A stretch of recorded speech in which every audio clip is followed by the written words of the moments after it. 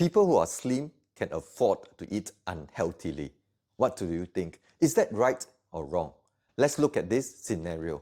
Mary went to a dinner party with a group of friends. They prepared too much food, and even when everyone was full, there was still lots of food, including fried chicken left over. One of Mary's friends then said, "Mary, have some more fried chicken. Don't let them go to waste. Unlike many of us here who are overweight, you are so slim, so you can afford to eat more. You finish up the fried chicken." Does this sound familiar to you? Have you come across similar situations before where people who are slim are told that they can afford to eat more than they need, that they can afford to eat unhealthily? As a doctor, as well as a trainer coach focusing on lifestyle as medicine, I have had the privilege of coaching and training thousands of people in lifestyle change to combat chronic diseases. And one of the very common things that I see is that many have the misconception that people who are slim can afford to eat unhealthily, at least more than people who are overweight.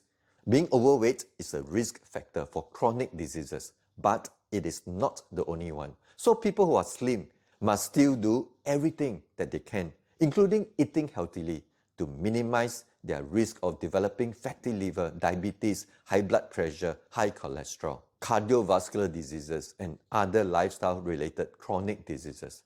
It is wrong to think that people who are slim can afford to eat unhealthily.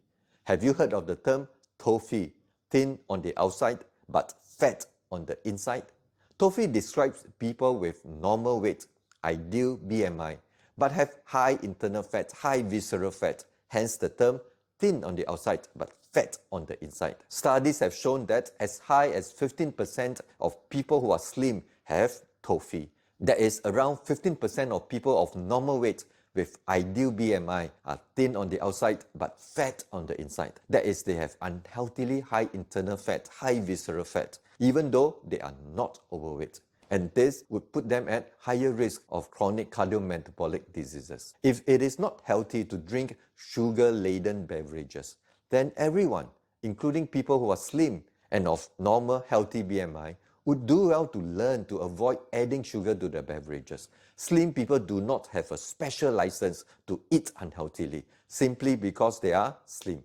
So it is wrong and even irresponsible to perpetuate this very common misconception that slim people can afford to eat more than they need, that slim people can afford to eat unhealthily. Let's encourage one another, regardless of whether we are slim or overweight, to do everything that we can, everything that we are willing and able to develop healthy eating habits to prevent and combat diabetes, hypertension, high cholesterol, cardiovascular disease, and other lifestyle-related chronic diseases. I'm Dr. Chan. Let healthy habits be Thai medicine. Eat well and be well.